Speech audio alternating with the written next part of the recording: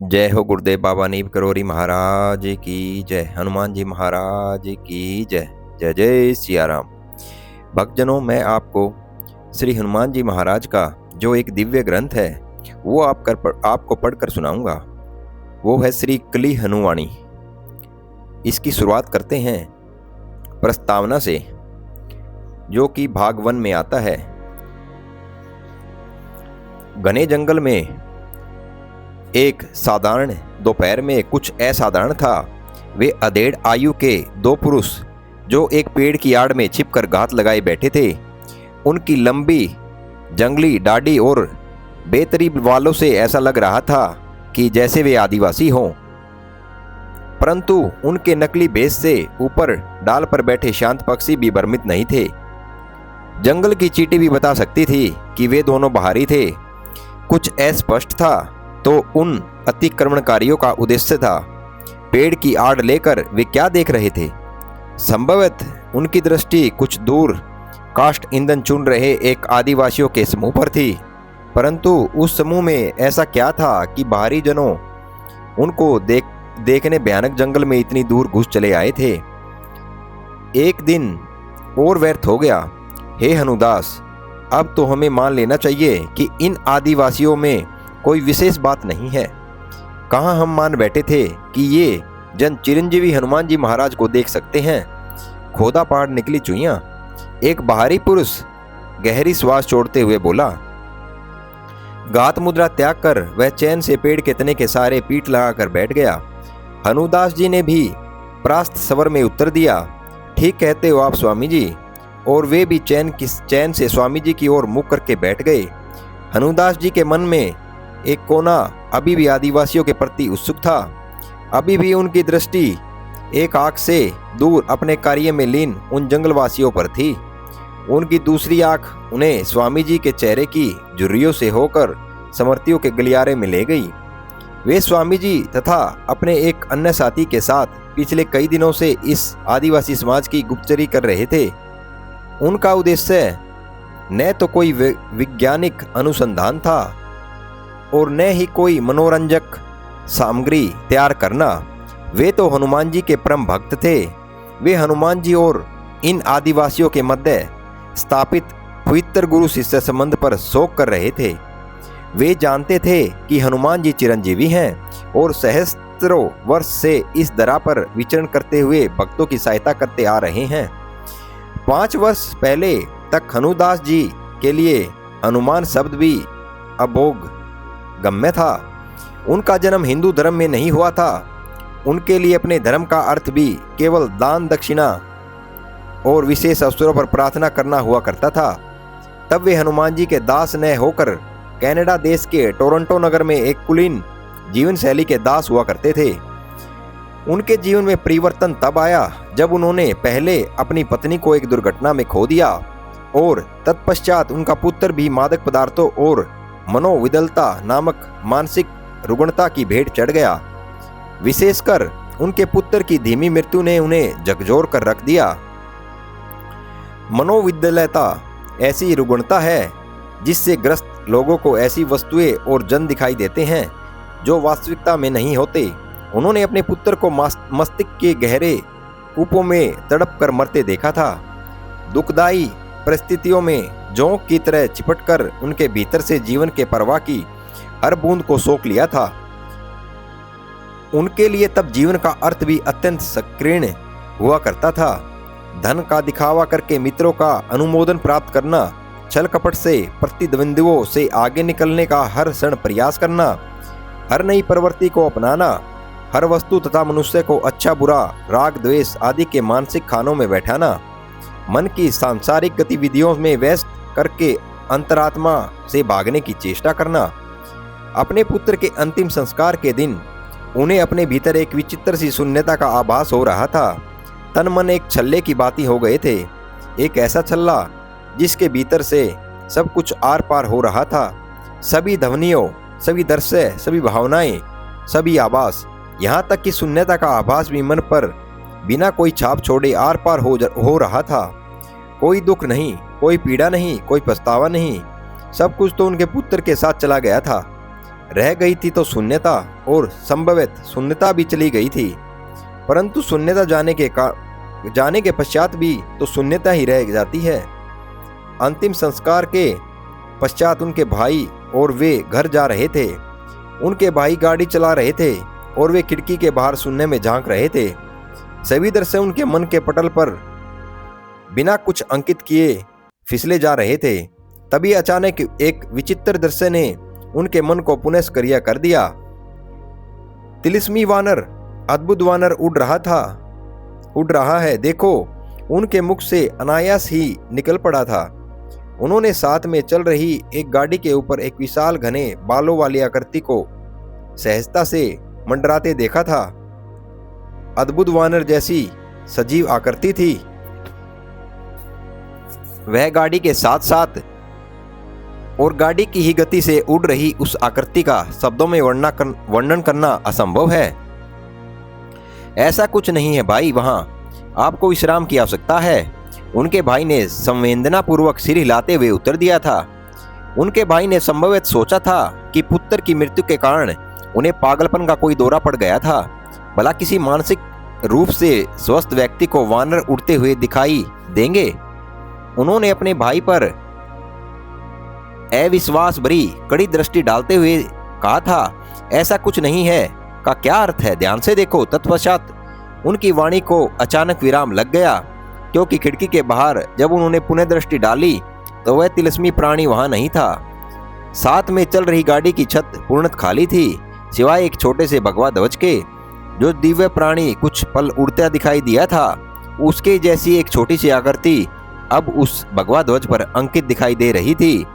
वह आकृति कोई और नहीं अपितु चिरंजीवी देव हनुमान जी थे।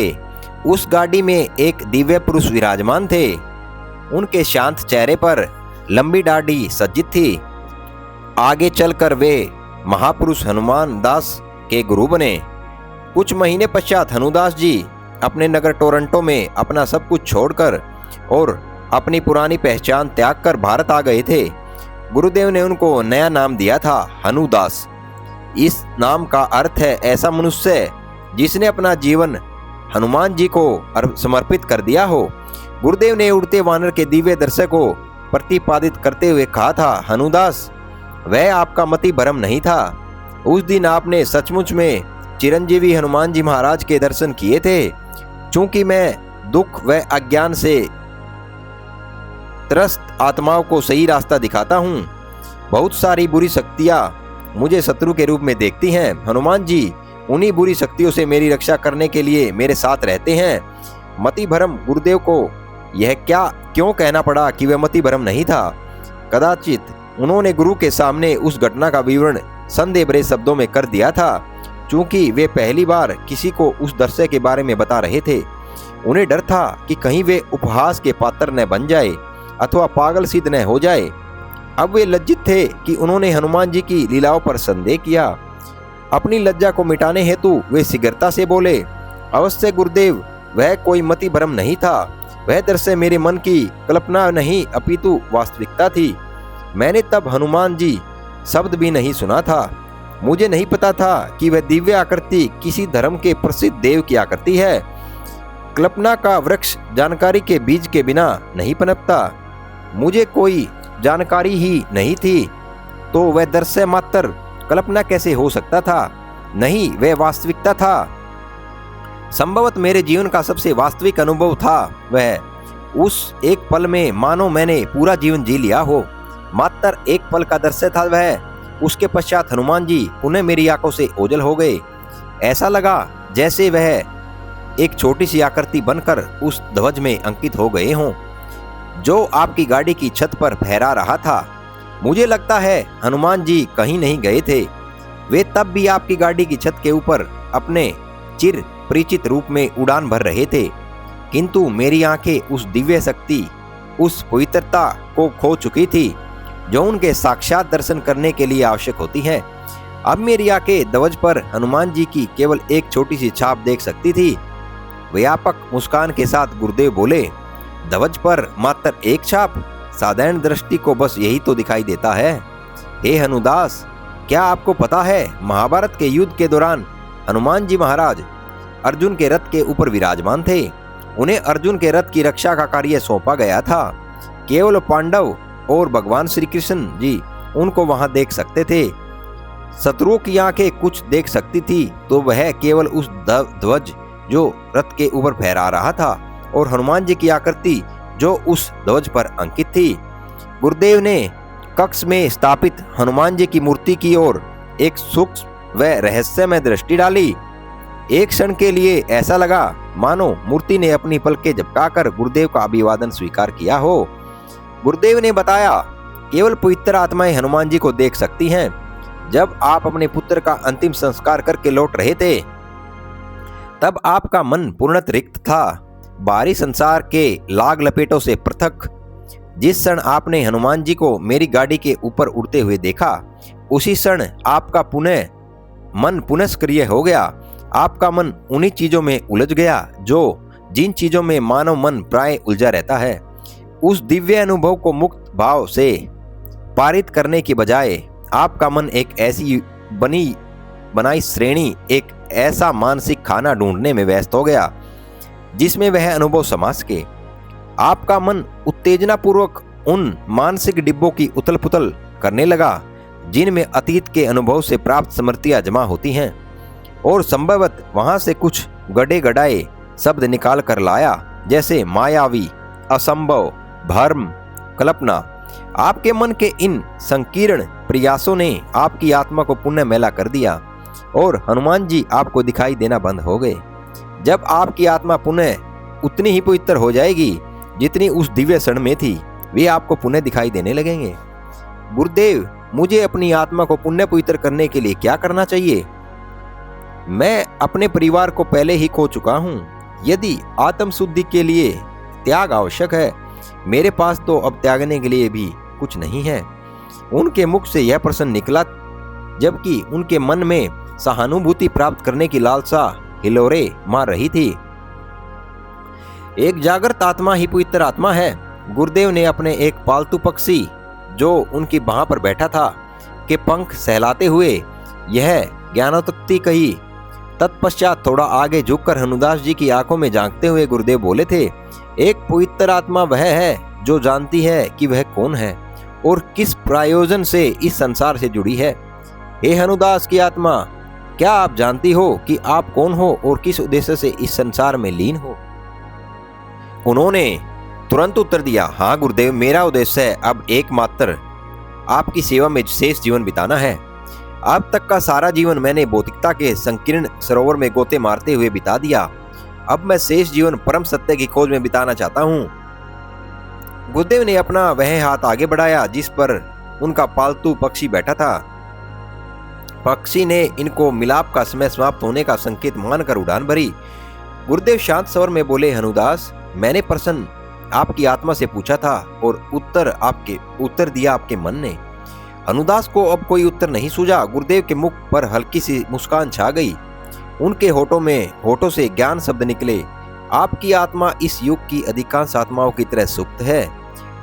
थोड़ी बहुत जागृति उस दिन आई थी जिस दिन आपने अपने हाथों से अपने पुत्र का अंतिम संस्कार कर दिया था। उस संक्षिप्त जागृति के पश्चात आपकी आत्मा पुनः निद्रा को प्राप्त हो गई। पहले आपका मन भौतिक सुखों के पीछे भाग रहा था और अब आध्यात्मिकता के नाम पर विश्राम के पीछे भाग रहा है। यह सुनकर वे गुरुदेव के चरणों में साष्टांग अवस्था में गिरकर अनियंत्रित रूप से रोने लगे थे। गुरुदेव अविचल व उदासीन बने रहे। अपने शिष्य को किसी भी प्रकार की सांत्वना देने की बजाय वे मंद स्वर में भजन गुनगुनाने लगे। गुरुदेव तब तक कुछ नहीं बोले जब तक कि हनुदास जी स्वयं को साध कर और रोना बंद करके चुपचाप सीधे नहीं बैठ गए।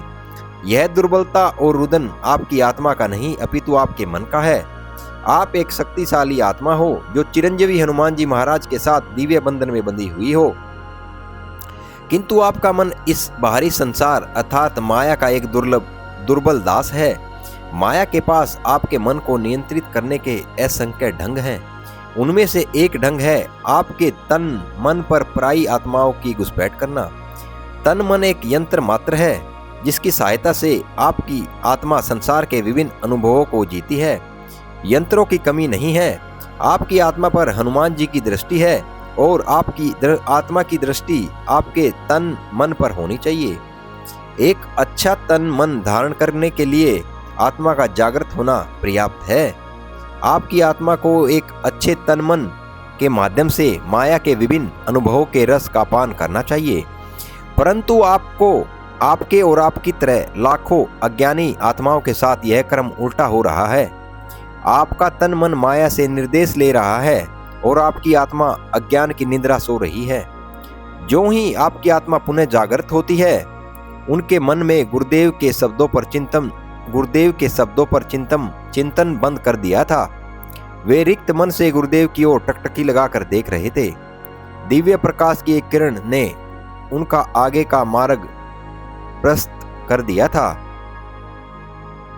अगली सुबह वे गुरुदेव के आश्रम से निकल पड़े थे। उन्हें अपने गंतव्य का ज्ञान नहीं था। वे निकल पड़े थे अज्ञात राहों पर। साथ में था तो केवल आवश्यक दैनिक सामग्री से भरा थैला और गुरुदेव का आशीर्वाद। अगले कई महीने वे भटके थे, जगमगाते नगरों से लेकर अंधकार में डूबे दूरवर्ती ग्रामों तक, प्रबल पर्वतों से लेकर अंतहीन मैदानों तक, निर्जन गुफाओं से लेकर धार्मिक जनसभाओं तक। वे क्या ढूंढ रहे थे? कदाचित कुछ भी नहीं। उन्होंने हर जीवन क्षेत्र के मनुष्यों से भेंट की, चाहे वे योगी हो जो एकांत गुफाओं में रहते हैं, अथवा वे महापुरुष जो अपने लाखों अनुयायियों का मार्ग दर्शन करते हैं। हनुदास जी ने सभी के दर्शन किए। प्रायोजन कोई नहीं था। वे बस चलते गए और दिव्य जनों से मिलते गए। उस गंतव्यहीन यात्रा में उन्हें भांति भांति के अनुभव हुए। उन्होंने सभी अनुभवों को अपने मन के कपाटों के मध्य में ऐसे पार होने दिया जैसे नदी के तटों के मध्य से जल प्रवाहित होता है। उनकी आत्मा जागृत हुई या नहीं यह तो पता नहीं। उनका मन अवश्य शांत होकर ऐसी गहरी निद्रा में लीन हो गया था कि अब किसी भी प्रकार का अनुभव छाप नहीं छोड़ता था। सुखप्रद अनुभव हो अथवा दुखप्रद, रुचिकर अनुभव हो अथवा अरुचिकर, अब माया द्वारा फेंका गया किसी भी आकार अथवा प्रकार का अंकुड़ा उनके मन को नहीं फंसा सकता था। यह तो तय था कि माया का उनके तन मन से नियंत्रण समाप्त हो चुका था। यह तय नहीं था कि उनकी आत्मा जागृति को प्राप्त हुई थी या नहीं। उनके सुसप्त मन में तब तनिक झुरझुरी पैदा हुई थी जब भाग्य ने उनको उन आदिवासियों का पता दे दिया था जो कदाचित हनुमान जी के शिष्य थे। यह प्रबल सोच उनके मन में खूंटे की तरह गड़ गई थी कि वे आदिवासी कुछ तो ऐसा देख सकते थे जो शेष मानव नहीं देख सकते। कदाचित वह अदृश्य शक्ति चिरंजीवी हनुमान जी ही थे। इस सोच का कोई आधार नहीं था। उन आदिवासियों के बारे में कुछ भी तो विशेष नहीं था। वही पत्तों से बने वस्त्र, वही लंबे जंगली बाल, वही धूप और मिट्टी के काले पड़े तन। वे आदिवासी जो स्वयं को मातंग कहते थे कहीं से दिव्य अथवा पवित्र नहीं लग रहे थे। उनका हनुमान जी के साथ संपर्क में होना एक आशा मात्र थी, किंतु ऐसी आशा जो तथ्य से भी ठोस थी। यह विचार, यह आशा कहाँ से पनप रही थी? इसका मूल कहाँ था?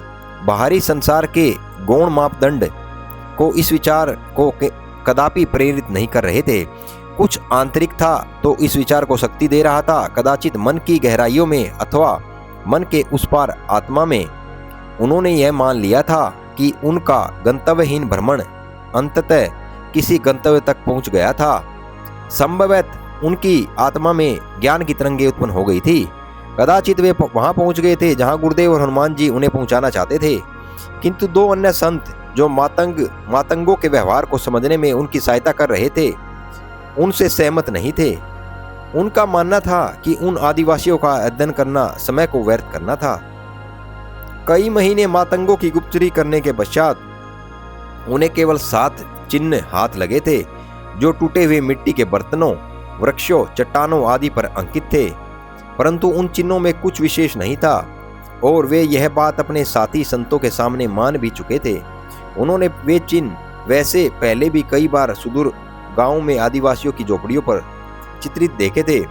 अपने गंतव्यहीन भ्रमण के दौरान वे ऐसे सैकड़ों अनुष्ठानों के साक्षी बने थे जिनमें इस प्रकार के रहस्यमय चिन्ह विभिन्न वस्तुओं पर चित्रित किए जाते थे। एक तर्कशील मन भले ही उन अनुष्ठानों को अंधविश्वास सिद्ध कर दे अथवा उन चिन्हों को बिना सोचे समझे खींची गई लकीरें बता दे। उनका अपना मन वाद विवाद तर्क कुतर्क से ऊपर उठ चुका था। उन्होंने कभी उन चिन्हों का अर्थ खोजने का प्रयास नहीं किया। कदाचित उन चिन्हों को अंकित करने वाले जन भी उनका मूल अर्थ भूल चुके थे। अपने भ्रमण के दौरान उन्होंने यह सीखा था कि अनुष्ठान का अनुभव उनके अर्थ से कहीं बड़ा होता है। वैसे भी वे अपने मन को जीतकर उसे सुसुप्त करने के लिए भटक रहे थे, न कि हर छोटी बड़ी चीज के अर्थ का आहार खिलाकर उसे और भी सक्रिय करने के लिए। किंतु मातंगों द्वारा अंकित उन 7 चिन्हों का अर्थ निकालने की एक आंतरिक इच्छा उनमें जाग उठी थी। वह कोई साधारण इच्छा नहीं, अपितु एक अंतरात्मा का आवाहन था। वही आह्वान जो उन्हें इतने दिनों तक मातंगों की गुप्तचरी करने के लिए प्रेरित कर रहा था। उनके 2 साथी स्वामी जी एवं ब्रह्मचारी जी, जो उनकी इस खोजबीन में सहायता कर रहे थे, अपनी रुचि खोते जा रहे थे। खोए भी क्यों न, इतने दिन बीत गए थे और कुछ विशेष हाथ नहीं लगा था। कुछ समय पहले ही उन्होंने अपने दोनों साथियों के साथ मातंगों के मुखिया बाबा से मिलने का प्रयास किया था। बाबा ने उनको इतने चिड़चिड़े भाव से ताड़ा था कि ब्रह्मचारी जी वहां से अपने रास्ते हो लिए थे। परंतु उन्होंने स्वामी जी के साथ अपनी खोज जारी रखी थी। वे वहां से गए नहीं थे। वे वहां आ गए थे जहां कुछ मातंग महिलाएं काष्ठ ईंधन इकट्ठा कर रही थी। वृक्ष के पीछे छुपकर वे किसी ऐसी गतिविधि की प्रतीक्षा करने लगे थे जिससे यह प्रमाणित हो सके कि वे मातंग महिलाएं चिरंजीवी हनुमान जी को देख सकती थी। हनुदास जी स्मृतियों के गलियारों से बाहर आ गए। उनके कानों में मातंगों के समूह में हो रही विशेष हलचल की ध्वनियां पहुंच रही थी। उनकी आंखों में आशा का जुगनू टिमटिमाया। समूह में से एक दुबली पतली युवती चिल्ला चिल्लाकर हवास के साथ मुष्टि युद्ध कर रही प्रतीत हो रही थी। उसकी देह मानो किसी भूत पिशाच के वश में थी। उनके हाथ पैर कटी पतंग की तरह फड़फड़ा रहे थे। समूह की शेष महिलाएं आतंकित अवस्था में खड़ी थी। कुछ नया नहीं, उसे मिर्गी का दौरा पड़ा लगता है, हनुदास जी बुदबुदाए। उन्होंने ऐसे दृश्य विभिन्न रूपों में पहले भी देखे थे। ऐसी विषमताओं को हर समाज अलग तरह से अलग प्रकार से देखता है। कोई इसे काला जादू कहता है तो कोई इसे भूत पिशाचों का आक्रमण कहता है। कोई इसमें दुष्ट शक्तियों का हाथ देखता है तो कोई इसे दैवीय शक्तियों का आशीर्वाद। हनुदास जी इस विषय के हर पहलू को अपनी आंखों से अनुभव कर चुके थे। उन्होंने इसमें कुछ विशेष नहीं लगा। वे बोले, आज के लिए इतना कार्य पर्याप्त है, हमें अब लौट चलना चाहिए। इन मातंगों ने के यहाँ से जाने की प्रतीक्षा करते हैं, स्वामी जी ने सुझाव दिया। वे वृक्ष के तने के सहारे पीठ टिकाकर चैन से बैठे थे और एक लाल चींटी की गतिविधियों की रुचि से अध्ययन कर रहे थे। दौरे अक्षीण होने के पश्चात वह मातंग युवती एक वृक्ष के नीचे लेट गई। समूह की अन्य महिलाएं पहले की तरह इधर उधर लकड़ी चुनने के कार्य में लीन हो गई। एक क्षण के लिए हनुदास जी को शून्यता का वह आभास हुआ जो उन्हें अपने पुत्र के अंतिम संस्कार के दिन हुआ था।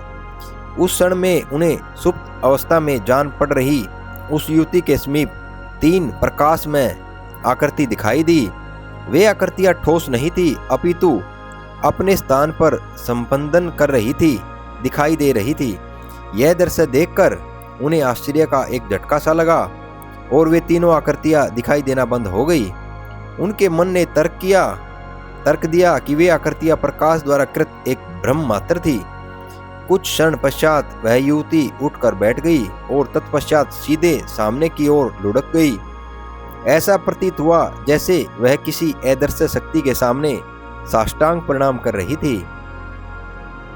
हनुदास जी की आंखें उस अदृश्य शक्ति को देख तो नहीं सकती थी, किंतु उन्हें एक तर्क रहित आभास हो रहा था कि उस युवती का सिर हनुमान जी के चरण कमलों में स्थापित था।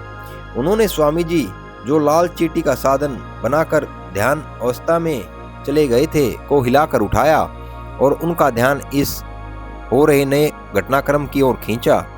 कुछ क्षण के पश्चात वह युवती खड़ी हो गई। उनके हाथ प्रणाम की अवस्था में जुड़े हुए थे। वह उस अवस्था में कुछ देर तक रही। उस दौरान उनके होंठ ऐसे हिल रहे थे जैसे वे किसी से बतिया रही हो। आश्चर्य की बात तो यह थी कि उनके होठों में गति व उनके मुख पर हाव भाव केवल हनुदास जी को दिखाई दे रहे थे। स्वामी जी को तो लग रहा था कि वह युवती शांत एवं ओष्ठबद्ध अवस्था में ऐसी खड़ी थी जैसे प्रार्थना कर रही हो। लगभग आधे घंटे के पश्चात जब वे दोनों संत उस स्थान को त्याग कर अपने ठिकाने की ओर बढ़ रहे थे, स्वामी जी ने शास्त्रार्थ शुरू करने के उद्देश्य से टिप्पणी की, मुझे तो उस युवती के व्यवहार में कोई विशेष शोक करने योग्य बात नहीं दिखी। भयानक एवं हिंसक दौरा पड़ने के पश्चात जैसा व्यवहार अपेक्षित है वैसा ही व्यवहार वह कर रही थी। किंतु हनुदास जी को शास्त्रार्थ में अब कोई रुचि नहीं थी। वे मानसिक सीमाओं के पार शून्यता में लीन थे। स्वामी जी सोच रहे थे कि एक और दिन व्यर्थ हो गया था, परंतु हनुदास जी जानते थे कि उनका उस शक्ति से मिलना केवल एक डग दूर था, जिस शक्ति से मिलने के लिए उनकी आत्मा तरस रही थी। कुछ दिन पश्चात ही उन्होंने मातंगों द्वारा गूढ़ लिपि में अंकित उन 7 चिन्हों का गुप्त अर्थ जान लिया।